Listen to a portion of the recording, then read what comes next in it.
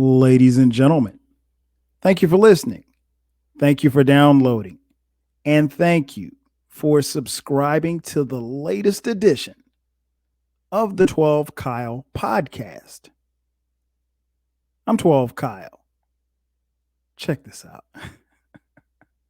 On this podcast, what I'm going to do is go back a little bit. Um, I always say, like, with this podcast, a lot of times you'll hear me talk about how things used to be. And I was driving the other day and it kind of hit me, like, when I think about where I was at a certain point in time in a particular time frame, it's like, wow, it didn't really feel like that. Just to give you an idea, like, I was driving and I was thinking about the 90s, right? And I'm like, yo, like 1992 was, at the time of this recording, 30 years ago. And it's wild and bugged out because it doesn't feel like it's been 30 years, because I really remember the 90s literally like it was yesterday, right? I mean, I graduated from high school in 1991. So I've been out of high school at the time of this recording almost 31 years. And that's bugged out to me because I remember every single detail about high school and my senior year of high school and so forth and so on. But it just got me to thinking about the 90s. And the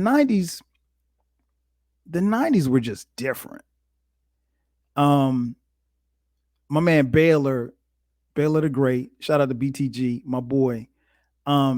He said something. He said, that my podcast is kind of like a time capsule. And I really appreciate him saying that, because in essence, a lot of times it is, especially when I'm talking about, a time that I saw and maybe some of you never saw. Now me and Baylor, we do agree the 80s were, man, the 80s were off the chain. 80s were special. And the 90s were special too, but it was just different. And the reason why I say it's different is because the 90s was really the last era or the last decade without the advent of, technology and the internet and so forth and so on. So anyway, long story short, what I wanted to talk about on this podcast was just how different the 90s was. There's some things that we did in the 90s that you just don't do today. Case in point, I wasted a lot of time. I wasted a lot of time listening to the radio.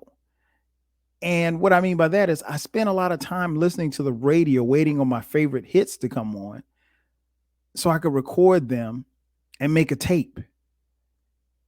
And it was like the ultimate mixtape. So if you're listening to the radio and you are waiting on Biggie to come on, or if you're waiting on LL to come on, or if you're waiting on Ice Cube to come on, whomever, the thing about it is that without the advent of technology, you don't have, music at the push of a button, or you don't have it at the tip of your finger. So you were totally unequivocally dependent upon radio to provide music for you, other than the music that you purchased for yourself, right?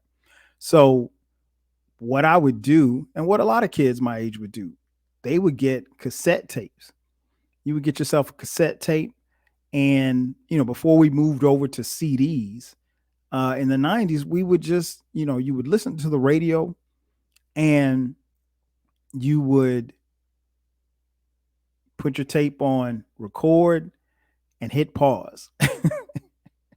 And from that point on, it would just sit there and you would listen to the radio. And then when one of your favorite songs came on, you hit the pause button and it would actually record. And the thing about it was we tried to make sure that in our recording process that we weren't getting the DJ talking about the song. Like we didn't want that to happen. What we wanted to do was make sure that we were able to record it and then not hear the DJ talking. Because who wants to have a DJ talking? You don't want the DJ talking all over your tape. So that's not something that we do now, because obviously now, music is at your fingertips. even something as simple as, going to the record store, um, to buy a tape or an album or a CD for that matter. Now you don't have to leave home, but I just remember making tapes. And then ultimately it moved over to CDs. But, sitting there listening to the radio, wasting a lot of time because, again, you don't know when the song that you like is going to get played. You have no clue. So you literally could sit in your room listening to the radio for hours at a time. Now, if you were listening to the if you were listening to the Quiet Storm, you were almost guaranteed to hear one of your favorite slow jams. But if you're trying to make a hip hop tape, good luck, because of course there were quite a few radio stations for a long time in the 90s that didn't even really play hip hop, and when they did play hip hop, it was at a certain hour or whatever. I wish that I had an opportunity to listen to cats like Stretch and Bobito, who played music and had artists come through their radio station in New York. But again, we didn't have the internet, so I heard about them and I heard their tapes eventually, but didn't know anything about it. Couldn't see it firsthand. What else? Oh, here's another thing we did in the 90s. Recorded voicemails. That's right. You spent time, a lot of time, making sure that you had the dope recorded voicemail. And normally, when you did that, it had to be on point. It had to be a certain amount of time. It couldn't be too long. And normally, it sounded a little something like this. You see what I'm saying? So yeah, that's how it sounded. And I mean, like almost always your voicemail, you tried to throw on a little slow jam in the background. Um Fellas, we tried to sound, as deep as we could in our deep voice. Like no dudes wasn't going to be calling us. Um and this was before the advent of, technology like the caller ID. So when someone called you, you didn't know who was calling you. So you basically had to just leave that voicemail, excuse me, leave the voicemail like that. But what was interesting was, you'd have those, deep voicemails, and then your mom would call. Hey, what's going on with this voice? Who are you trying to get? Shout out to mom. Um, but yeah, we would spend a lot of time rehearsing your best voicemail message phone. And the voicemail was, it was a cassette, almost in essence, a cassette tape recorder, basically, that was right there, that was hooked up to your phone. And when the phone rang, if it rang, I don't know, 4 or 5 times, people could leave you a voicemail on an audio tape, and they would leave. But that would be the first thing that they would hear, would be your voice message. So, depending on who it was, you really tried to put some work in when it came to creating a voicemail. Um, what else was different? Oh, this what else was different about the 90s. Um, I remember doing class projects and schoolwork and everything like that. And because you didn't have like your own personal computer, because we were broke, if you were lucky enough to have a word processor, you were in there. But, you know, we saved everything that we had on a floppy disk. And then, eventually we graduated to, the harder disk, but they were still, I mean, we still consider those floppy disks as well. But everything was saved on a disk. And, it wasn't like now where you can save everything on your hard drive or anything like that, because what if, I had to type up a paper? I typed it up on my word processor, and the word processor is going to hold everything, but you got to have some place to save your work. So we save stuff on floppy disk. I don't even know, do they even still make floppy disk? I'm not even sure if they still make floppy disk. But everything was on that disc, and you had to, make sure that you took care of it. That's where, honestly, where a lot of music was stored too, on disc and everything like that. So um it's always bugged out to see those discs these days, because it's like, wow, we've come so far. Um, what else was different? In the 90s, we also did, which I'm about to tell you about something we used to do that was really, really dumb, and it didn't really make a lot of sense, but in our minds, it made sense. Um, Blowing in your cartridge of your video game. Let me give you a scenario. Let's say you go to play your Sega Genesis or your Nintendo, uh, and for whatever reason the game isn't loading up, right? So what we would do is, if the game wasn't loading or if it was frozen or whatever like that, we would take the cartridge out, because you actually use the cartridge, not a CD, and we would blow into the cartridge and then put it back into said Nintendo or Sega and attempt to play. Now, I don't know that that ever worked, but it did work. I don't know what the science was behind it, but like, maybe the cartridges collected dust. I don't know. You had to have seen somebody do it once before for you to do it, because I remember doing it quite often. But normally, most oftentimes, it didn't work, but it was something that we did. Like, I don't I really don't have a logical explanation for it, but we did that. Um, but yeah, blowing into your cartridges for your video games to get them to work. Um, that was something different that we did in the 90s. By the time, the 2000s rolled around, everything had kind of graduated towards disc and CDs and that type of thing. But um, yeah, that's what we did. Um, and I forgot to mention earlier, another thing that we did is, as far as tapes were concerned. Um, if your tape ever popped, you were in trouble, Jack. One of the things that my kids, maybe some of you who are listening, will never understand how to do, is when that tape either popped or got tangled, your cassette tape, and you had to get a pen or a pencil to try to reel that thing back in. Oh, man. I knew a couple of people who could do that and do it to perfection without damaging the tape.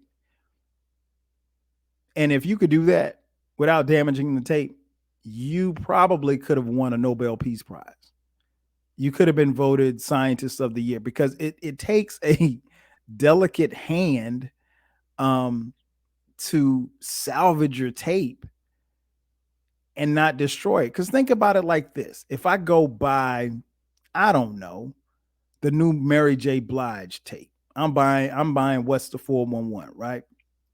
And it's what, 92? That came out in 92. So I bought a new What's the 411 tape, and I'm playing it in my car, rocking, riding around campus of South Carolina State University. And let's just say, lo and behold, I go to take the tape out, and the tape is kind of stuck in my tape deck.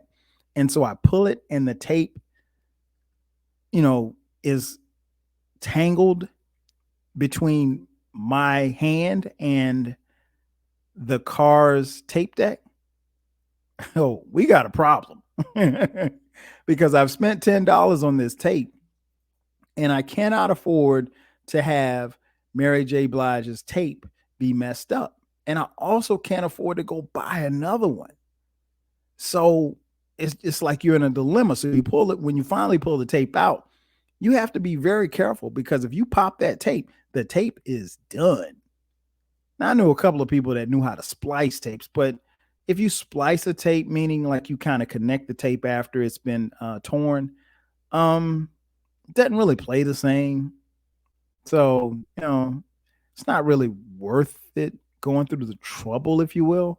But nah, man, I spent many a times with a pencil in my hand trying to fix those tapes. Because again, if you took the time to make a slow jams, get the draws tape, or you took the time to make a hip hop tape off the radio, or if you just had a tape that you bought from your favorite recording artist, you cherished and relished those. Music wasn't disposable back then. You had to keep it. So you did everything that you could to keep it and keep it alive for you. When Nas said, talking about his tape pop, I'm sorry, when Biggie said he let his tape rock till the tape pop. And then Nas says, never put me in your box if your shit eats tapes. You knew once that electronics, be it a tape deck or your car tape deck or whatever the case may be, if it was eating tapes, you couldn't use it anymore, or you couldn't play it in your in that particular deck anymore. So just imagine having a boom box and your boom box is eating tapes and tearing up tapes. You can't. It's of no use. The only thing you can use it for is the radio, and that really happened. I talked a little bit earlier about phones. What else was different in the 90s was, depending on where you were, private phone calls were pretty much non-existent. The reason being is that, like, you didn't really have a lot of cordless phones. So, you probably had that cord, a phone with a cord with that long ass cord that stretched like from the living room to the bathroom, if you were lucky. And so you weren't able to like have private conversations with people, because more often than not, you're sitting in a room and somebody else is in the room, and you can't be private with your conversation. Now, some of you may have been lucky enough to have a phone in your room. That didn't come for me until I got to I think I was a junior in high school. Yeah, I was a junior in high school. So that was 1990.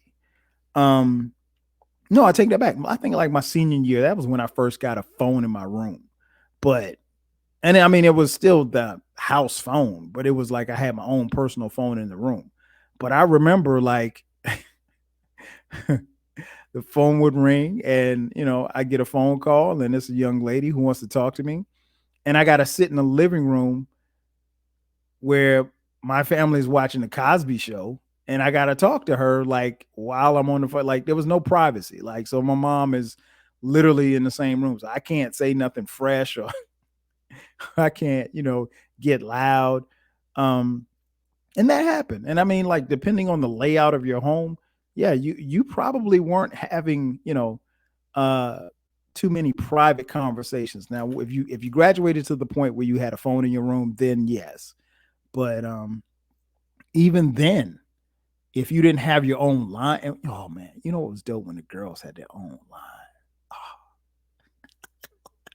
I didn't know too many girls who had their own phone line, but I knew a few. And that was dope because that means you could call them at any time. Because like we had this thing where my mom was like, look, don't call nobody past 9:00. She was like, I don't care if you're on the phone and, if you're on the phone at 8:00 and then you get off the phone at midnight. She was like, that's different. But she had this thing about, you don't call anybody's house, past, I know it was at 9. No, I think it was 10. Yeah, don't call anybody's house past 10:00 because the thought process is that if you call someone that late, when they hear the phone ring, they're thinking it's bad news. So subsequently, we had the same policy in my house. So I couldn't get a phone call after 10. And I wasn't supposed to call anybody after 10. Of course, I broke that rule. Especially when I could call the girls who who had their own private lines. What else? What else was different in the 90s? Oh, speaking of phones, how could I forget? Phone books and yellow pages. Listen up, kids. Pull up a chair. The way that you looked up someone's number back then in the 90s was a little thing called the phone book. You know how like you have your contact list in your cell phone, and so you can look up anybody's name who you have saved in your phone. Um, in the 90s, it wasn't that easy. Like if I wanted to call Jeffrey, I had to, and I didn't know Jeffrey's number.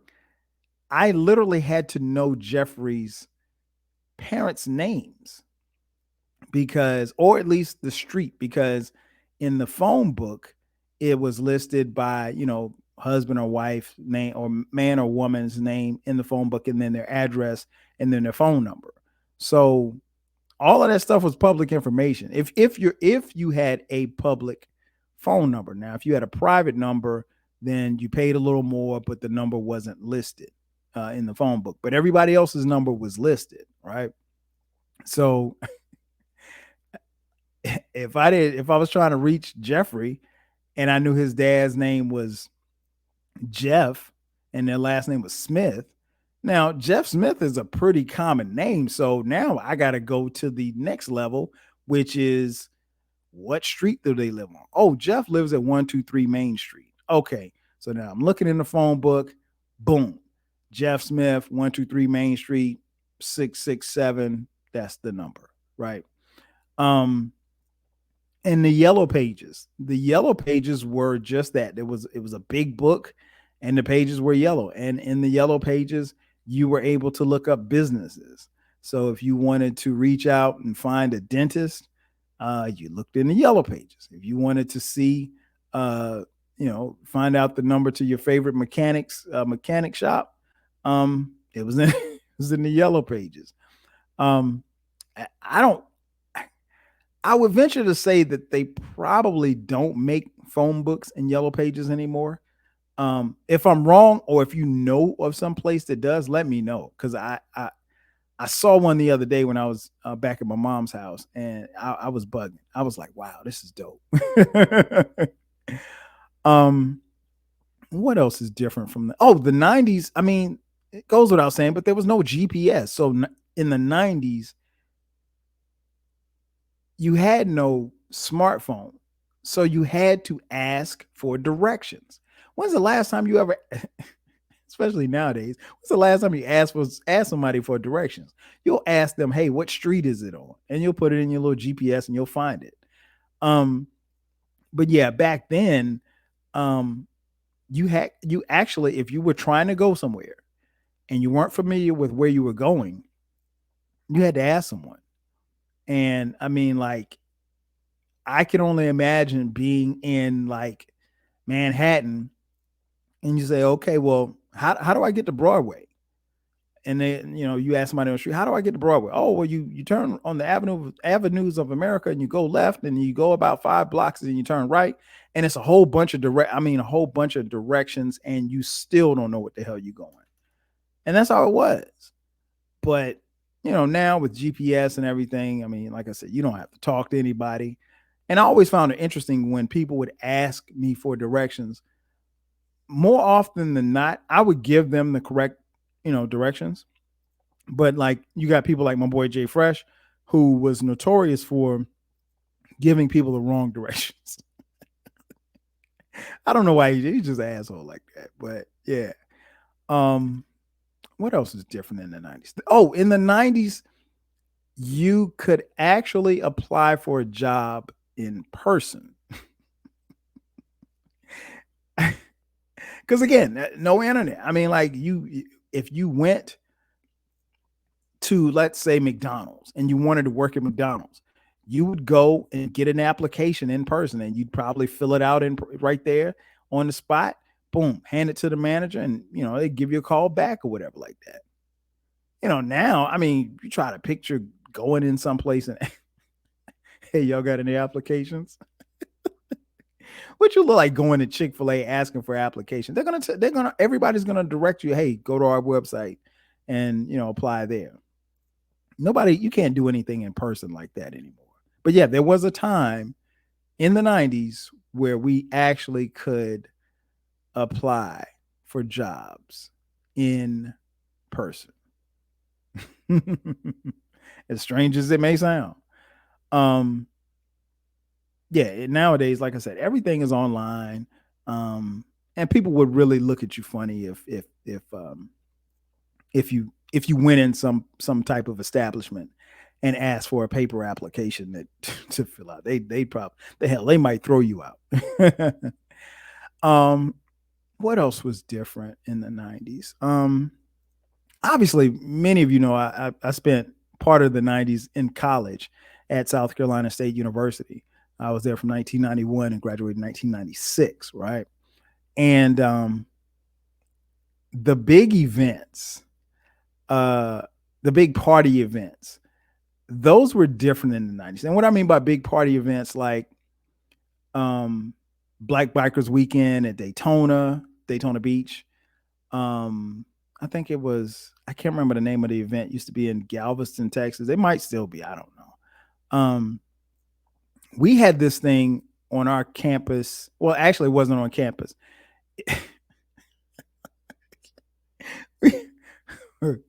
We had this thing, and I remember my boy telling me about it. It was going to be this huge party in this field, right? And the name of the party, the name of the event, there was going to be, let me just explain what it was going to be. It was going to be a bunch of cars, a bunch of music, food, of course, alcohol. It didn't matter to me at that particular time because I didn't drink. I didn't drink in college, right? And so the name of the event, don't laugh, was called Slut Fest. I know. That sounds, yeah, Slut Fest. Now, hear me out. It wasn't called Slut Fest as a derogatory name for the women that would be attending. This is what was told to me. It was called Slut Fest because when you drank beer, like the foam and stuff at the top of the beer, and again, this is just what was told to me. I didn't drink beer, so I didn't know any better. It was called that because like the top part of the beer, where it's like bubbly or whatever, like that, foam or what have you, that was called slut. That was called the slut part of the beer. And so subsequently, they named this event Slut Fest. And it was held every spring in like April. And I went to Slut Fest and it was like a wild time. Like it was this huge field. I mean, like it's hard to describe it, but it was like this huge field in Orangeburg, where we went to school. And it was just a bunch of girls, bunch of college kids, just in a huge field with a bunch of food and a bunch of barbecue and again, but I mean like kegs and kegs and kegs of beer. Most of the beer, I'm willing to bet that most of the beer was probably purchased at the local legendary liquor store called Kick Booty. Don't laugh. I've talked about Kick Booty on this podcast before. Yeah, there was a legendary liquor store in Orangeburg, South Carolina in the 90s called Kick Booty Liquors. And I mean, they sold beer and liquor to underage kids. I mean, like you didn't have to you never got carded in there. And I mean, I'm willing to bet that most of the people who bought their beer and their kegs and liquor and Wild Irish Rose and whatever, Seagram 7, every liquor that was there and every beer that was there, I'm pretty sure was purchased at Kick Booty. But yeah, Slut Fest, man, it was just one big ass party. It was just one big ass party. Slut Fest might have been the first place where I saw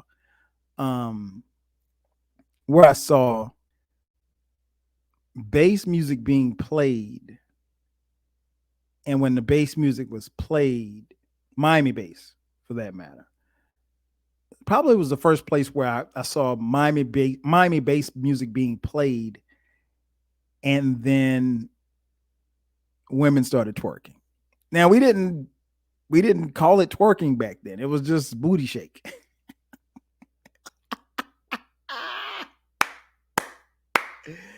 Yeah, man. It was wild. I mean, but it was cool. And I mean, like kids from our school, kids from other schools, um, college kids, from around the area, everybody came to Slut Fest. And again, please don't hold me to that definition because I'm not sure even to this day in 2022 that that's why it was called that, but it was called Slut Fest.